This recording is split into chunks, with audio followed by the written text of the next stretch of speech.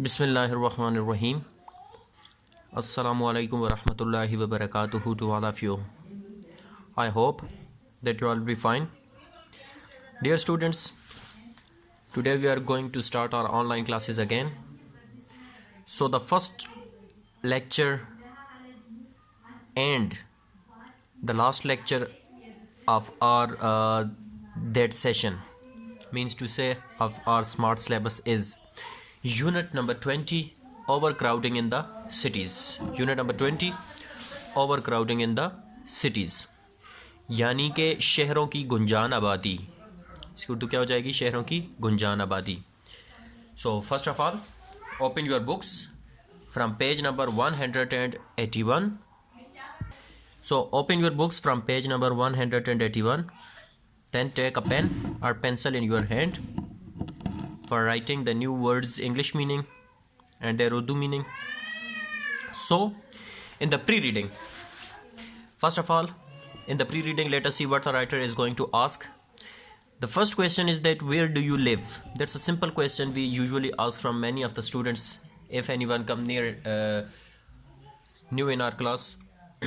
So the basic question is, where do you live? आप कहाँ रहते हैं? What will be the answer of that question? Its answer will be, I live in Mansehra, I live in Kaliduraha, I live in Connect. Second question is that what do you see in a city? आप शहर में क्या देखते हैं? Whenever you visited city, what do you see? जब कभी आप शहर में जाते हैं तो आप क्या देखते हैं? तो obviously we see a lot of noise, too much people, pollution, garbage, यानी कि ये सब कुछ, कूड़ा करकट वगैरह, बहुत सारे अफराद, बेरोज़गारी, शोर वगैरह, ये तमाम चीज़ें हम लोग शहरों में देखते हैं. Why has life in cities become restless? Underline the new word restless. Restless. The English meaning of the word restless is lacking rest. Lacking rest, यानी कि मसरूफ़ तरीन. Why has life in cities become restless? शहरों में ज़िंदगी इतनी ज़्यादा मसरूफ़ तरीन क्यों बन गई है? What's the reason behind that? So obviously जो एक मेजर रीज़न है वो हमारे पास ये है कि लोग क्या करते हैं, ज़्यादातर अब गांव में हमारे पास इतनी फैसिलिटीज़ नहीं होती, यानी कि सिर्फ और सिर्फ हमारे पास जैसे आप बोल सकते हैं कि फार्मिंग वगैरह हो गई, ठीक है, काश्तकारी वगैरह हो गई, कल्टीवेशन हो गई, ये हमारे पास एक जैसे आप बोल सकते हैं शोबा बड़े ज़्यादा है. लेकिन इसके मुकाबले में जब हम शहरों में जाएं तो बड़ी बड़ी फैक्ट्रीज़ हैं, मिलें हैं, ठीक है, जहाँ पे हमें रोज़गार के मौके मिलते हैं. इस वजह से लोग ज़्यादातर क्या कर रहे हैं, यहाँ से शहरों की तरफ कूच कर जाते हैं.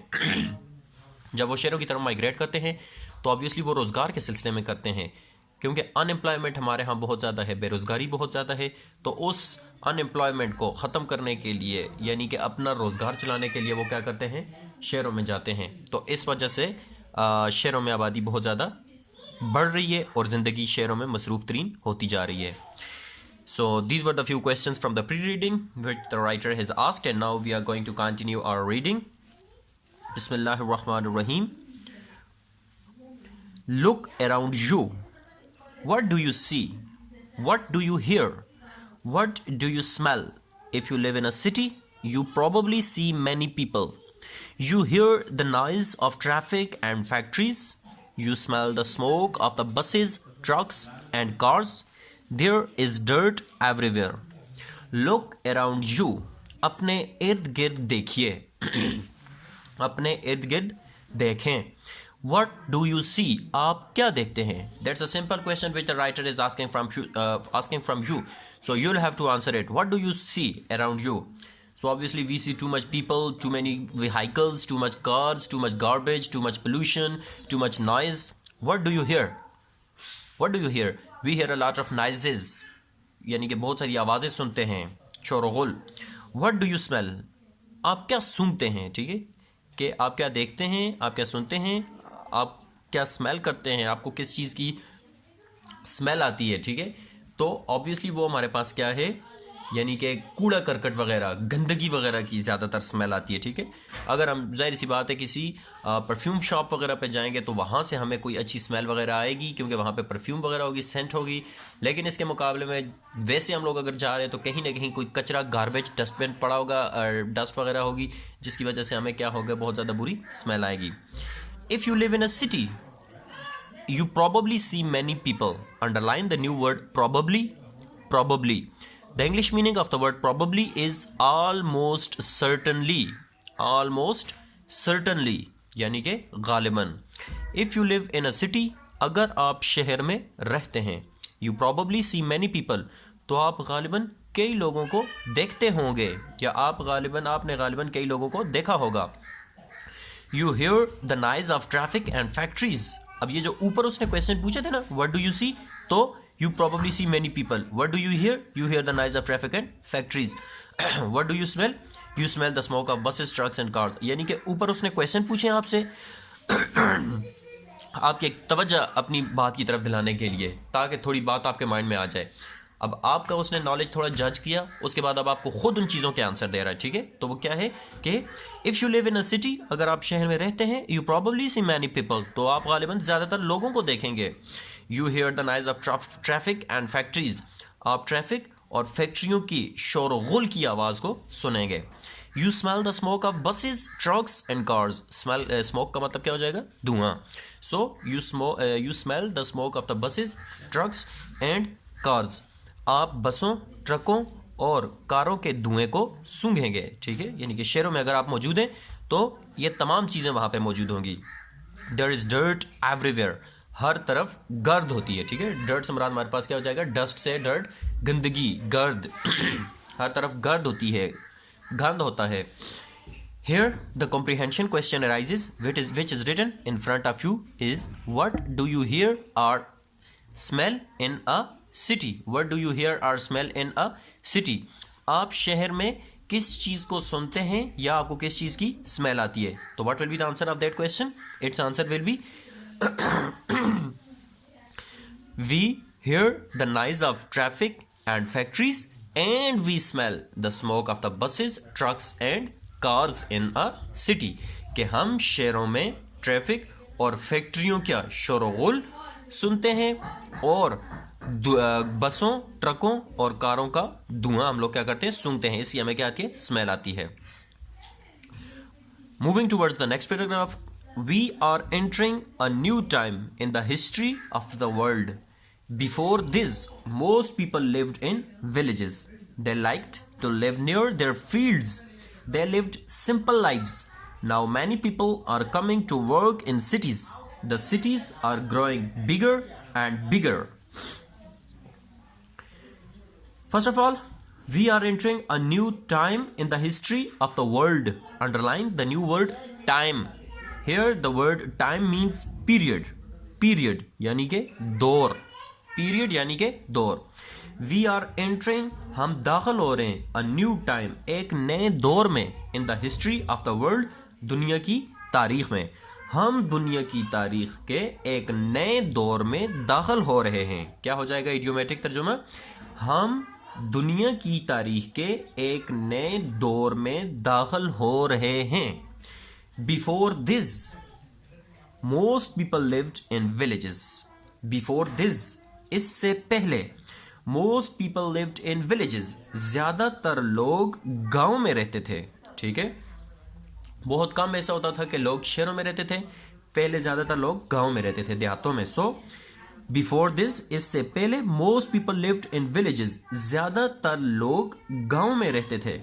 दे like to live near their fields. Underline the new word fields. Fields. The English meaning of the word fields is ground, यानी के जमीन. They liked to live near their fields, या हमारे पास खेत भी हो सकता है. ठीक है, They liked to live near their fields. वो अपने खेतों या जमीनों के करीब रहना पसंद करते थे. They lived simple lives. वो सादा जिंदगी गुजारते थे. They lived simple lives. वो सादा जिंदगी गुजारते थे. Here the comprehension question arises, which is written in front of you is, why did people like to live in the villages? What's the reason behind that? Why people like to live in the villages? कि लोग गांव में रहना पसंद क्यों करते थे? So what will be the answer of that question? Obviously its answer will be that people liked. We will use the second form of the verb in answer. Why? What's the reason behind that? Because in the question we use did. So whenever did came in any question, we will always use second form of the verb in its answer. So the people liked, liked, the people liked to live in the villages because they like to live near their fields and they want to live a simple life. और क्योंकि वो सादा जिंदगी गुजारना चाहते थे. That's the specific reason why people like to live near their live in the villages.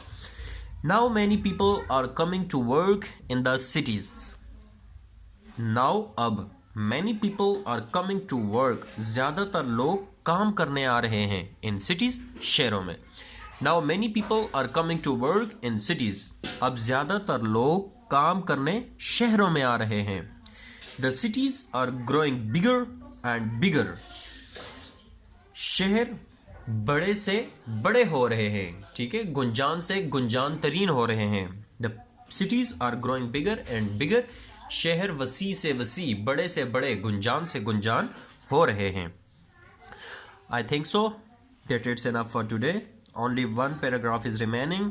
We did it in the other day. यहाँ तक आज आई थिंक सो बहुत होगा. सिर्फ एक पैराग्राफ रह गया इस चैप्टर को कंप्लीट करने के लिए. वो इंशाल्लाह हम लोग नेक्स्ट चैप्टर में कंप्लीट करेंगे. अब हम लोग बढ़ते हैं अपने मेन पॉइंट्स की तरफ. So what will be the main points of today's lecture? So the main points of today's lecture are, the first one is that in a city you, first of all they are going to tell us that what do you see, what do you hear, what do you smell in the cities. So in a city you probably see many people. Just in English. So in a city you probably see many people. The first thing that is seeing, that you will see many people. Second, in a city you hear the noise of traffic and factories. In a city you hear the noise of traffic and factories. In a city you smell the smoke of vehicles, cars, buses, etc. Then in a city you see dirt everywhere. So these were the few things which the writer was going to tell us in the cities, about cities. And next point is that villagers liked to live near their fields. What's the reason behind that? Because they liked to live near their fields. Second point is villagers lived simple lives. Next point, people are coming to work in the cities. Nowadays a lot of people are coming to work in the cities. So these were the main points of today's lecture. And now moving towards your homework. Your homework is to write new words, their English meanings and their Urdu meanings. Moreover, you will also have to write the questions and their answers which I'll tell you. So सबसे पहले आप लोगों का homework ये है कि आप लोग क्वेश्चन लिखेंगे वही हमारे पास शीट्स पे ही, आंसर शीट्स पे ही, कि वेयर डू यू लिव. तो इसका आंसर क्या हो जाएगा? I live in Mansehra. A question, what do you see in a city? आप शहरों में क्या देखते हैं? तो इसका आंसर हमारे पास ये भी हो सकता है कि in a city we probably see many people, garbage, dust. ठीक है, और इसका अपने से भी आप आंसर दे सकते हैं कोई भी. Why has life in cities become restless? शहरों में जिंदगी इतनी ज्यादा मसरूफ तरीन क्यों हो गई है? The life in cities has become restless because a lot of the people are going to cities for work. So that's the reason behind it. 3 answer हो गए. इसके अलावा एक ये कर लें क्वेश्चन के, what do you hear or smell in a city? What do you hear or smell in a city? It's answer is we hear the noise of traffic and factories and we smell the smoke of buses, trucks and cars in the cities. बस I think so that यही 4 question आप लिख लें. यही आपका homework है. इन answers को दोबारा से अपने माइंड में मेमोराइज करने के लिए आपने इस वीडियो को फिर से बैक पे करके, जहां से मैं क्वेश्चन आंसर रिवाइज कर रहा हूं, पढ़ के आपको आंसर बताएं, स्लो वो करके अपने पास नोट कर लेने और इन 4 क्वेश्चंस को लिख लेना है. फिर भी अगर आज के टॉपिक में आपको कोई कंफ्यूजन हो तो आप मुझसे पूछ सकते हैं. That's it. Thanks. Have a nice day and Happy New Year.